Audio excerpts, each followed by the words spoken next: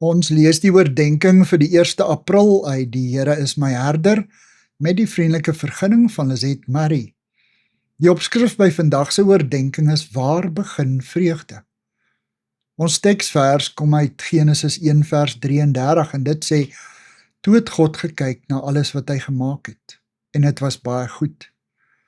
Vreugde begin by God. Aan die einde van elke skepingsdag kon hy met vreugde na sy handewerk kyk, met die onwrikbare wete, dit is goed. Na 6 dae het hy sy oë oor sy hele skepping laat gaan. Sy vreugde en innige behae oor alles wat hy geskep het, word uitgedruk in die eenvoudige woorde, en dit was baie goed. God jubel oor sy skepping.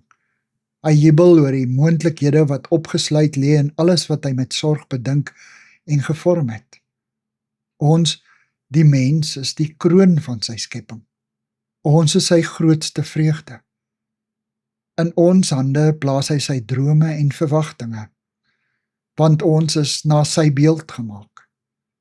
Ons moet sy vreugde aangee en vermenigvuldig. Ons is God se rentmeesters.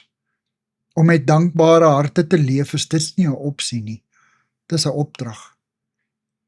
Almagtige Vader en Skepper van hemel en aarde, van elke lewende organisme, van dit wat sigbaar en onsigbaar vir ons menslike oog is, van alles in die see, in die lug en op land, ons loof U vir U handewerk.